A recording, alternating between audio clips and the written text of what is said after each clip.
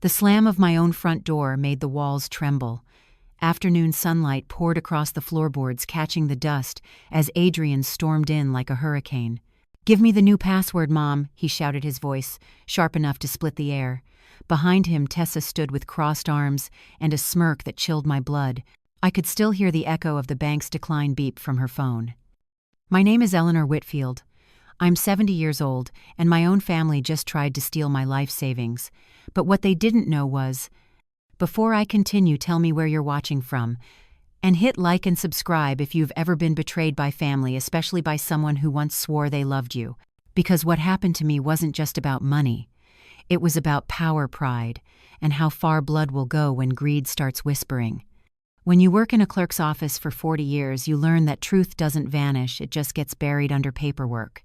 I used to joke that if God kept records, he'd probably store them in triplicate color-coded with my signature at the bottom. My name is Eleanor Whitfield, though most people in Cedar Ridge call me Mrs. W. I spent my life filing other people's marriages, divorces, deaths, and property deeds, every milestone sealed with ink and a notary stamp. After my husband Hank passed, I thought structure would keep me sane. Every morning, 6:30 sharp, I brewed coffee so strong it could wake the dead, watered the ferns by the kitchen window, and read the local paper front to back. Routine was my anchor. And for a long time, my son Adrian was my reason.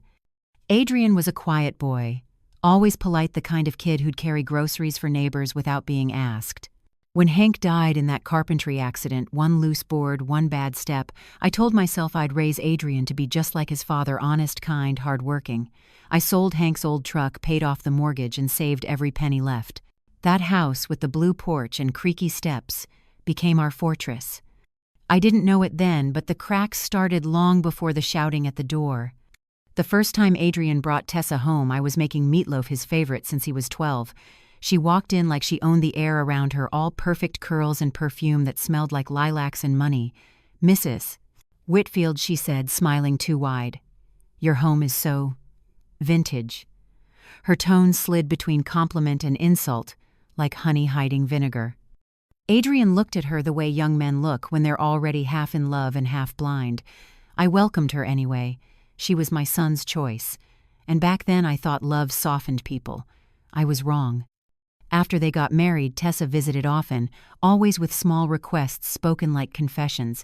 "Mrs. Whitfield, I hate to ask, but we're short this month. Could you help us with rent?" It was $200 the first time.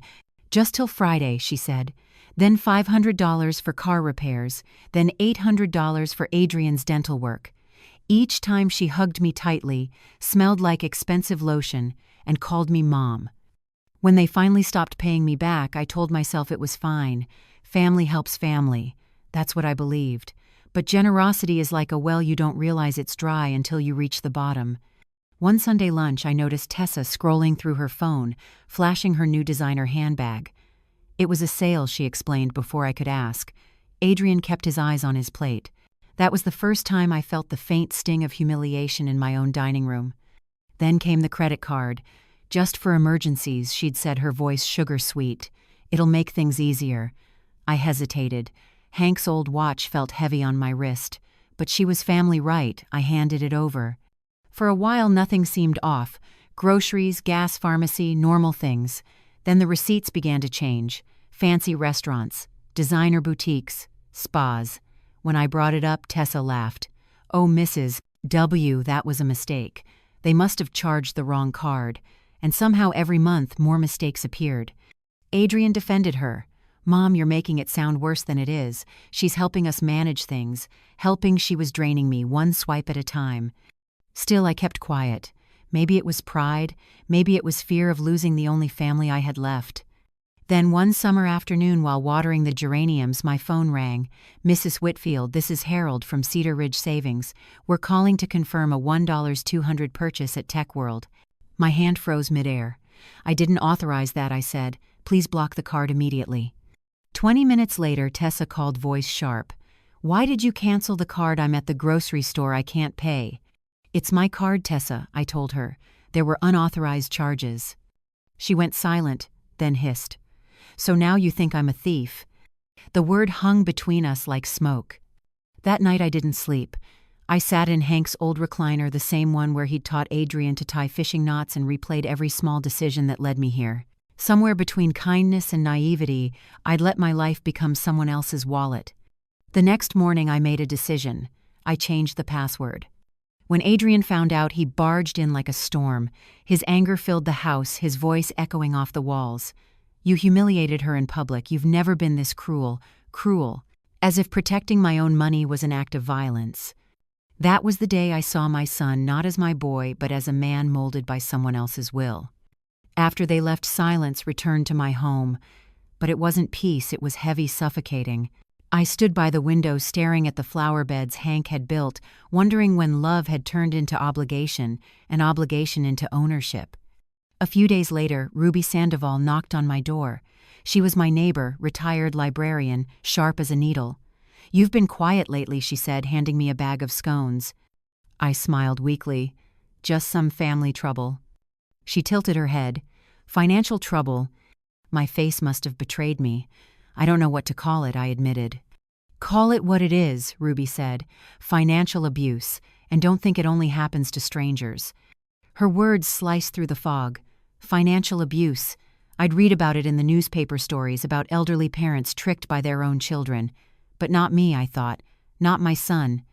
I didn't know it then, but Ruby's words would become my lifeline. That night I took out my old office binder, the same kind I used back at the clerk's office, and began filing my own evidence: bank statements, receipts, printed emails. The paper didn't lie. $22,600 spent in under 2 years, most of it on things I'd never touched, never seen, never approved. I placed each page in a labeled sleeve: restaurants, cosmetics, electronics, cash withdrawals. The rhythm of the hole puncher calmed me. For the first time in months I felt in control again. But control, I would soon learn, always comes at a price. The next morning a letter arrived. It wasn't from the bank. It was from a law firm I didn't recognize. Notice of petition for guardianship. Eleanor M. Whitfield. I read the words twice, my hands trembling. My own son had filed for legal control over my finances. The world tilted. My vision blurred. Hank's watch ticked loudly, steady, mocking. Guardianship. They wanted to declare me incompetent. I didn't know it then, but that single document was the spark that would burn everything else down. The letter trembled in my hands as if it were alive. The paper was thick, expensive, and the logo in gold ink screamed arrogance. Calloway and Associates. I didn't need to Google it. Everyone in Cedar Ridge knew Brent Calloway, the lawyer who turned family into business. The type of man who smiled while selling your soul clause by clause. The document stated that my son Adrian Whitfield was petitioning for guardianship in the best interest of his mother's financial and mental well-being. In simpler words, it claimed I was no longer fit to manage my own life. I sat down at the kitchen table, the same place I'd taught Adrian his multiplication tables, and reread every word until they blurred together. My pulse thudded in my ears. My son, my only child, filing to strip me of my rights. I didn't cry, not yet. Years at the clerk's office had trained me to freeze before reacting. Breathe first, file later. I opened my binder and slipped the notice into a new section: legal threats. Then I called Ruby. She arrived in less than 10 minutes, still wearing her gardening gloves. "Show me," she said simply. When she read the letter, her jaw tightened. "You need a lawyer, Nora. A real one. And fast. I can't afford a long legal battle." "You can't afford not to fight this." Ruby's tone left no room for argument. "I'll call someone I know, Martin Keegan. He used to handle elder fraud cases for the state before starting his own practice." That afternoon I found myself sitting across from Keegan in his small brick office downtown. Books lined the walls, not for show but from use. He had kind eyes and the voice of someone who'd seen too much injustice to waste time on niceties. "Mrs. Whitfield," he began, "what you're describing isn't rare. Family financial abuse happens in silence until the victim pushes back. Then they flip the narrative, make you look unstable." "They're my family," I whispered. "My son." He nodded slowly. "That's what makes it so painful. But legally it doesn't change the facts. Tell me everything from the first withdrawal." I told him. The groceries, the emergency loans, the Tech World purchase, the insults, every line of betrayal that had led me to his office. Keegan scribbled notes on a yellow legal pad, his pen moving fast. When I finished, he leaned back. They're not just using your card, they're preparing to take everything. This guardianship filing is the last step before total control. Can I stop it? Yes, but we'll need proof. Hard, documented proof that you're mentally capable, that your finances were abused without consent, and that the guardianship claim is malicious. Proof. That word I understood. I had lived by it. I've kept every receipt, I said quietly, every statement for the last 24 months. Keegan's eyebrows lifted. Then we have a fighting chance. The next few days felt like slipping back into my old job, meticulous, relentless, focused. I became my own case clerk. I cross-referenced dates, highlighted patterns, flagged anomalies. Each piece of paper was another nail in the coffin of their lies. Meanwhile, Ruby helped me organize witness accounts. She remembered the times Tessa had flaunted new jewelry, her words dripping with false modesty. "Mrs. W., you're too generous," she'd once said, laughing over brunch. We also went to see Dr. Naomi Patel, my longtime physician. She examined me, ran memory tests, and asked questions that made me feel like both a patient and a person. When we finished, she smiled. "Eleanor, your cognition is perfectly normal. Don't let anyone tell you otherwise." She promised to prepare a formal report. That night I felt something new resolve, the kind Hank used to call steel under silk. But Adrian and Tessa didn't stop. 2 days later, I found a rumor spreading through the neighborhood, small comments whispered at the grocery store, sideways glances at church. Poor Mrs. Whitfield. Such a shame, losing her memory like that. I confronted Ruby first. "Did you hear what they're saying?" "I did," she said grimly. "Tessa's been telling people you left the stove on 3 times last week." I laughed bitterly. "I haven't even used the stove 3 times this week." The smear campaign had begun. Then came the paint. One morning I stepped outside to find red letters sprayed across my mailbox, "Crazy Miser." My knees almost gave out. I stood there staring at the dripping paint as the sun rose behind the pines. The cruelty of it was almost artistic. Ruby helped me scrub it off, both of us silent except for the squeak of the sponge. "They're trying to break you before the hearing," she said finally. "Don't give them the satisfaction." That afternoon, while sorting through statements, I noticed something strange. Multiple ATM withdrawals, same day, same hour, but from different locations across town. Impossible. I didn't even drive after dark. I called Harold Kim at Cedar Ridge Savings. He'd known me for 30 years. "Harold, I need you to pull the security footage for those transactions." He hesitated. "Mrs. W. I'm not sure I'm authorized to Harold, I cut in, my voice steady. "You know me. You've seen my signature on more documents than anyone. Please." He sighed. "Give him 2 days." When I came to the bank that Friday, Harold met me in his office with a USB drive and a look of quiet guilt. "You didn't get this from me," he said. I plugged it into my laptop that night.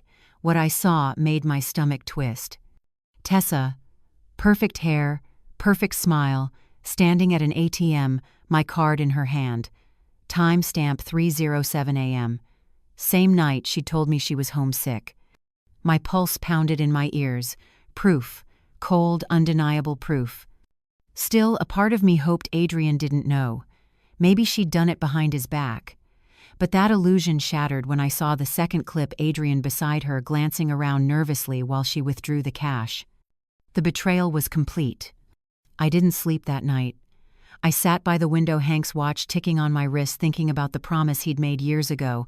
No matter what happens, Nora, keep records. People can lie, but paper can't. He'd been right. By dawn, I'd already printed screenshots, labeled the evidence, and written a summary in my neat clerk's handwriting.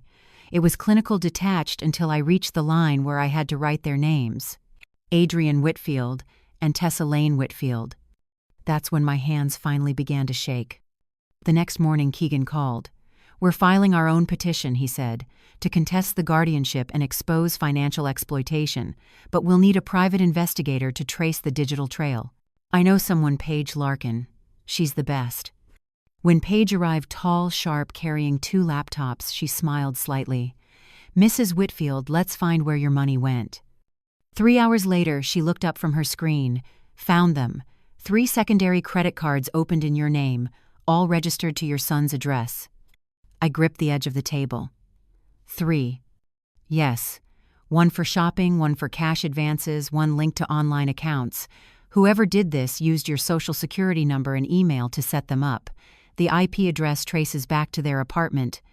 I closed my eyes. Can we prove it? Absolutely. And we will. When Paige left, Ruby poured me tea, her hands warm around mine. You've got them cornered now. I wanted to believe her, but part of me knew people like Tessa didn't stop when cornered, they attacked harder. And I was right. 2 days later, I received another knock on my door. This time it wasn't Ruby or Harold. It was a man in a suit holding a briefcase and a court seal. Mrs. Whitfield, he said, you've been summoned to appear before the county court. The hearing for guardianship has been scheduled. I thanked him politely, closed the door, and leaned against it, breathing in the silence.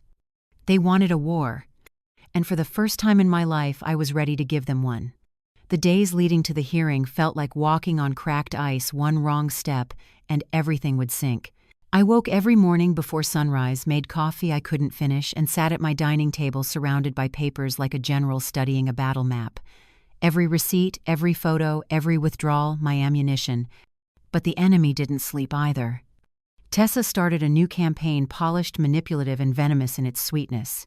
She called relatives I hadn't spoken to in years, painting herself as a devoted daughter-in-law, trying to protect her fragile mother-in-law. She's been forgetful, she whispered to one cousin. She left the oven on twice last week. We're just so worried she might hurt herself. By the weekend, even the pastor from our church stopped by.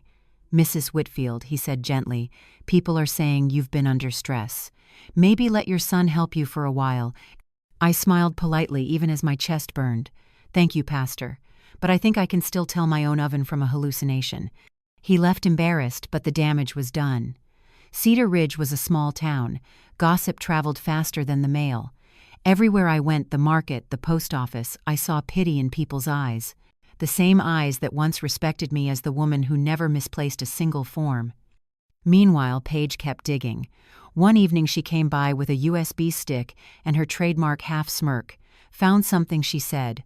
Tessa's been emailing a local realtor named Candace Gray. They've already drafted a conditional sale agreement for your house, effective only if the guardianship is approved. I felt my throat tighten. They plan to sell my home. Within a week of getting control.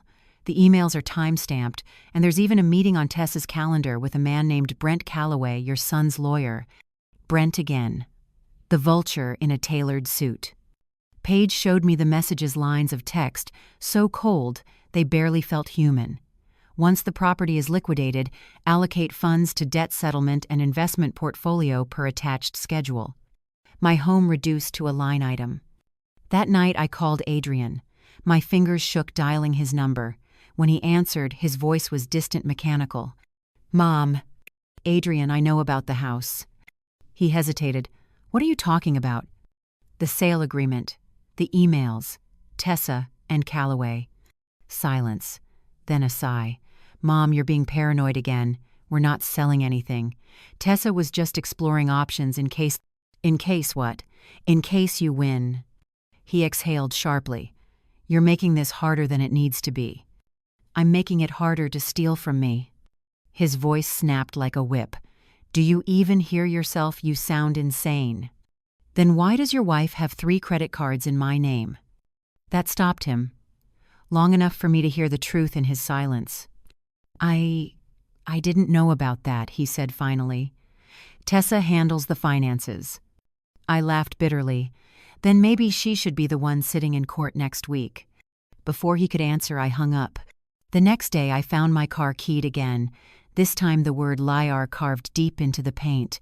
Ruby insisted we call the police, but I refused. I didn't want to give them another narrative to twist. Instead, I documented everything, photos, timestamps, even weather conditions. Keegan said every detail mattered.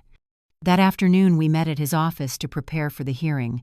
He laid out the evidence across the table, like puzzle pieces, bank statements, camera footage, Dr. Patel's report. They'll try to question your competence, he said. Our job is to stay ahead. Every time they attack your memory, we counter with documentation. Every time they imply confusion, we show precision. I nodded. I've lived my life by records. I won't fail at that now. He smiled faintly. Then they've already lost half the battle. But victory still felt distant.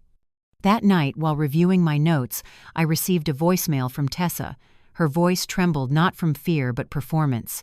"Eleanor, please let's not do this in court. It's humiliating for all of us. Adrian's health is suffering. He's drinking again because of you. If you ever loved your son, you'll stop this." The mention of drinking hit me like a punch. I hadn't known. I called Ruby, my voice shaking. "Did you know about Adrian's drinking?" She hesitated. "I didn't want to tell you before the hearing. There's a DUI record from years ago buried quietly. Tessa's been using it to control him. Blackmail." I sank into my chair. "So she's holding his mistakes over his head." Ruby's voice softened. "He's weak, not evil. But she's got him trapped." The revelation didn't make me hate him less. It just made everything more tragic. The next morning, Paige texted, "Check your porch camera feed as soon as possible." I opened the app, and there it was, Tessa standing at my door the night before, dropping a thick envelope into my mailbox. Inside were photos doctored, cruelly edited. Receipts of evidence that I'd supposedly forgotten, bill payments, bounced checks, lost track of appointments, a fabricated timeline of incompetence. It wasn't just a smear anymore. It was perjury in progress. I stared at the photos until dawn, anger pulsing like static in my veins. They wanted me confused. They wanted me scared. Instead, they just handed me another weapon. And for the first time in months, I smiled. The week of the hearing, Cedar Ridge felt colder, sharper, like the town itself knew something ugly was about to surface. The maple trees were turning red, the kind of beauty that mocked you while everything inside was breaking. Keegan warned me that people like Tessa always strike hardest right before losing control. He was right. 3 days before court, I received a letter from my insurance company. It said my homeowner's policy had been voluntarily transferred to a new account, Adrian's. I called immediately. "I never authorized this," I told the agent. "Well, ma'am," she said, hesitant, "the paperwork came with your digital signature. It was verified through your email." My stomach dropped. "Which email?" Whitfield1970 @gmail. "That's not mine." Someone had created a fake email account just one letter off from my real address and used it to redirect my policies, my bank alerts, even a tax refund. Paige later found that it all traced back to Adrian's apartment router. I didn't cry. Not this time. Instead, I wrote another note for my evidence binder: identity theft, cross-link insurance fraud. Every betrayal had a category now. That made it easier to breathe. 2 nights before the hearing, Ruby slept on my couch. "You shouldn't be alone," she said simply. We sat in silence while rain beat against the window, the steady tick of my husband's old watch filling the pauses. "Do you ever think they'll regret it?" I asked. Ruby looked at me over her teacup. "Regret requires conscience, honey." We laughed softly, though there was nothing funny left in us. The next day, Paige brought one last piece of the puzzle. "This might be the key," she said, sliding a file onto my kitchen table. It was an audio clip recorded from a diner security feed. The voices were faint but clear enough. "Brent Calloway, if we play this right, the judge will grant guardianship in a week. The old lady won't know what hit her. Tessa. And then we list the house settled debts, maybe a vacation after. You think the realtor can get a cash buyer fast?" Brent already lined up. Paige looked at me. "You still think you're powerless?" I pressed play again. Tessa's laughter filled the kitchen, sharp, practiced, cruel. The sound didn't break me, it hardened me. "Make 3 copies," I said. "One for Keegan, one for the court, and one for me." She smiled. "You're learning fast." The morning of the hearing, I woke before dawn. The world outside was wet and quiet, and my reflection in the mirror looked older than I remembered, but also sharper. I put on my gray cardigan, pressed Hank's watch against my wrist, and whispered, "Let's finish this." At the courthouse steps, Tessa stood with Adrian and Brent. She looked immaculate, cream coat, red lips, crocodile tears ready on cue. When our eyes met, she smiled, the kind that doesn't reach the eyes. "Morning, Eleanor," she said smoothly. "You look tired." "Must be all that bookkeeping," I replied. "You'd be surprised how much a woman remembers when her life depends on it." She blinked, thrown off, before turning away. Inside the courtroom was sterile and bright. Judge Reeves presided, his face carved from stone. Tessa played her part flawlessly, speaking, softly wringing her hands. Adrian kept his eyes down. Brent began with false sympathy. Your Honor, this is a simple case of concern. My client's mother has shown signs of confusion and financial instability. Our goal is merely to ensure her safety. Keegan rose. And my client's goal is to protect her autonomy from those pretending to safeguard it. He clicked the remote. The monitor lit up with the first image: Tessa withdrawing money at an ATM timestamped 3:07 a.m. The courtroom went silent. Then came the email trail, the fake insurance transfers, the doctor's cognitive report. Every click was another nail in their story's coffin. But the real blow came last. Keegan pressed play on the diner recording. Tessa's voice filled the room. The old lady won't know what hit her. Brent's pen froze in his hand. Adrian looked up for the first time, pale as chalk. The judge leaned forward. Is that your voice, Mrs. Whitfield? Tessa stammered. That's taken out of context. Then explain the context in which you plan to sell your mother-in-law's house after declaring her incompetent, Reeves said coolly. The silence that followed was the kind you could bottle. Tessa's mask cracked. She turned to Adrian, whispering something through clenched teeth, but he didn't answer. He was already crumbling, guilt breaking through the fog she'd built around him. Keegan handed over the final exhibit, a printed transcript of the recording, notarized and authenticated. Your Honor, we request dismissal of the guardianship petition and restitution for damages. The gavel came down like thunder. Petition denied. Mrs. Whitfield retains full control of her estate.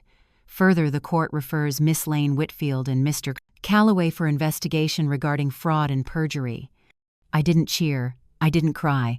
I just exhaled for the first time in months. As people filed out, Adrian lingered. He looked smaller, broken. Mom, he said softly, I didn't know it would go this far. You never do until it's too late, I replied. He started to speak, but Tessa grabbed his arm. Don't you dare. I cut her off. You should go, Tessa. The bank statements speak louder than you ever could. She glared, eyes like glass. You'll regret this. No, I said quietly. You will. And as she stormed out, heels echoing down the hall, I felt the weight lift, one signature, one receipt, one piece of truth at a time. Outside, Ruby waited on the courthouse steps holding 2 cups of coffee. You did it, she said simply. I smiled, the autumn sun hitting my face. No, I said, we documented it. But deep down, I knew this wasn't the end. People like Tessa didn't disappear, they regrouped. And part of me couldn't help but wonder what she'd try next. The day after the hearing should have felt like victory. The judgment was clear, the guardianship denied, the fraud exposed. But peace doesn't come quickly to those who've been hunted for months. It comes in fragments, quiet and suspicious, like the world waiting for your next mistake. That night I sat by the kitchen window again, Hank's old watch ticking against the glass. Outside, the wind was sharp, carrying the smell of wet pine and asphalt. I should have been sleeping. Instead, I was staring at a folder, everything we'd gathered, every receipt, every recording. It wasn't closure I felt. It was awareness. Because people like Tessa didn't lose. They schemed. At midnight, my phone buzzed. Unknown number. I almost didn't answer, but something told me to. Mrs. Whitfield. The voice was low, cautious. This is Paige Larkin. Sorry for the late call. You might want to check your email. Something's up. I opened my laptop. There was an alert from my credit monitoring service. New account opened, First Line Mortgage Corp. I froze. The address matched my house. My name was listed as co-signer. She's trying to mortgage the property, Paige said grimly. Using forged documents filed online. She must still have your social security number from the old card setup. My heart thudded, but the court order won't stop her from trying. It just makes it a felony this time. Keegan answered on the second ring, his voice raspy from sleep but sharp. Keep everything as is, he said. Don't call her, don't text her. I'll contact the sheriff first thing in the morning. I hung up, pacing the room. Every nerve in my body buzzed. I'd already survived the courtroom, the humiliation, the betrayal, but this was different. This was defiance. And maybe it was time I stopped defending. Time I went on the offense. I opened my filing cabinet, pulled out the folder labeled contingency. Inside were photocopies, bank logs, recorded calls, the diner transcript, and the insurance fraud letters, everything that hadn't yet gone public. At the bottom was an envelope labeled Ruby, open if anything happens. I had written it weeks ago when fear still lived in my chest, but now I wanted something else, something louder. I called Jenna Park, the local reporter who'd once covered an elder exploitation case Ruby told me about. She answered on the second ring. "This is Jenna." "Miss Park," I said, "my name is Eleanor Whitfield. I think I have a story you'll want to hear." There was a pause. "The guardianship case, the one Reeves presided over." "Yes," I said, my voice steady. But that wasn't the end of it. 2 hours later, Jenna was sitting in my kitchen camera, rolling her recorder, blinking red. The storm outside rattled the windows, thunder rumbling like distant drums. I told her everything, from the first missing grocery payment to the fake mortgage application. She listened, barely breathing, occasionally glancing at the documents I'd spread across the table like evidence in a crime board. "Do you want to be anonymous?" she asked quietly. "No," I said. "I want my name on it." They tried to erase my identity, let them see the face they failed to destroy. When she left, I felt something electric inside me, like courage but sharper. I cleaned the kitchen, made tea, and waited. By sunrise, the video was live. The thumbnail read, "She tried to declare her mother-in-law incompetent, then got exposed in court." By noon, it had 1,000,000 views. Tessa's face, her perfect filtered mask, filled the screen as Jenna played the diner audio. Viewers flooded the comments. How could her own son let this happen? This woman deserves prison. Respect to Eleanor, she fought back. By evening, the story had been picked up by local TV. The sheriff's office received dozens of calls demanding an investigation into Tessa and her lawyer Brent Calloway. That night, I received another call from Adrian. "Mom," he said, voice trembling, "they're everywhere. Tessa's losing it. Reporters are outside the apartment. She's blaming me." "She forged my name again, Adrian." "I didn't know," he said quickly. "I swear I didn't." "Then maybe it's time you stop standing next to her when she burns things." He was silent for a long time. When he finally spoke, his voice was smaller. "I'm sorry." "Sorry won't fix it," I said softly, "but telling the truth might." And to my surprise, he did. The next morning, Keegan called. "Adrian's here," he said. "He's signing an affidavit confirming Tessa's role in the forged mortgage. It's over, Nora. This time for real." I exhaled, but the relief came with a strange sadness. Because even justice can't restore what trust destroys. A week later, sheriff's deputies arrested Tessa at her boutique. Cameras flashed, customers stared, and her carefully constructed life crumbled in front of everyone. I watched it on the evening news, my tea growing cold. The reporter said she was being charged with multiple counts: identity theft, attempted fraud, perjury. Brent was under investigation for unethical conduct. When they showed her being led away, she looked at the cameras not with shame but disbelief, like the world had betrayed her. Ruby turned to me. "You should feel proud." I nodded, but my chest ached. "I just feel finished." That night I went for a walk, the autumn leaves crunching underfoot. The air was cold enough to sting, and the moonlight spilled over the old oak trees like silver paint. For the first time in months, I wasn't afraid to be outside after dark. When I came home, I stopped at the doorway looking at the house. Hank built every beam, every nail, every inch of it tied to a memory. I thought about how close I'd come to losing it all. Not because of strangers, but because of family. And then I thought of what Hank used to say, "The strongest wood comes from the storm." I smiled, faintly, resting my hand on the doorframe. "We made it through, Hank," I whispered. "She can't take this from us." As I stepped inside, the wind carried a faint scent of pine and rain, the same smell from the night everything began. Only this time, it didn't smell like fear. It smelled like survival. But in the back of my mind, I still heard Tessa's last words echoing down that courthouse hall: "You'll regret this." I didn't know if she meant revenge or warning. But one thing was certain: if she ever tried again, I'd be ready.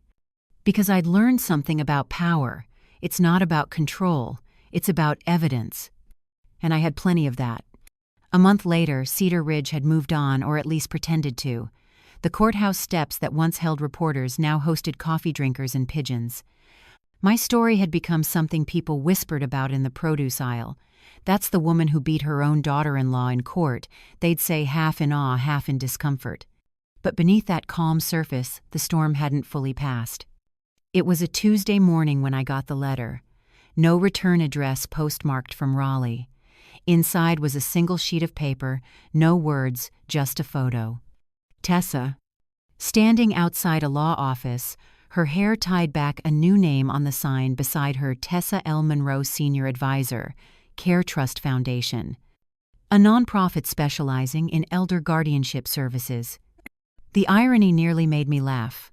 The same woman who tried to strip me of my autonomy was now branding herself as a protector of the vulnerable. But beneath that new name and clean image, I could still see her, the manipulative gleam behind her polite smile, the hunger for control she could never quiet. I took a breath, then slid the photo into a file marked pending. Paige always said to keep a paper trail even for your enemies. Later that week, Ruby came by with groceries. She noticed the open folder on the table. "You're not done, are you?" she asked. "People like her don't stop," I said simply. "They just change tactics." Ruby nodded slowly. "Then maybe we don't either." That afternoon, I met with Jenna and Keegan at his office. We'd been talking about starting something bigger than my case, a resource for others like me, victims of quiet domestic exploitation. Silver Shield, Jenna said, testing the name aloud. A network for the elderly who can't speak up. I smiled. And for the ones who've learned to. Keegan handed me a fresh binder, the first draft of the Foundation Charter. "We'll register it next week. You'll be its first director, Eleanor." I traced my finger over the embossed title, Silver Shield, Protecting Independence with Dignity. For the first time in years, I felt something close to purpose, not revenge, not bitterness, but clarity. As I walked home that evening, the air smelled like rain again. My porch light flickered once, then steadied, glowing against the dark. Inside, Hank's watch ticked softly on the counter. Each second felt deliberate, like a heartbeat, returning to rhythm after a long storm. I picked up the phone and called Ruby. "Let's get to work," I said, because I knew the truth now. Justice wasn't a moment, it was maintenance. And as long as women like Tessa existed, I'd keep my records ready, precise, waiting for the next time someone mistook kindness for weakness. If you've ever felt like the outsider in your own family, you're not alone. I was told I was too old, too soft, too forgetful to fight back, but the truth is you don't need power to win. You just need proof, patience, and the will to stand your ground. So if you've ever been underestimated, if someone tried to take what's yours and call it for your own good, hit that subscribe button. Because my story isn't over, and neither is yours. The next chapter starts when we stop being afraid to tell the truth.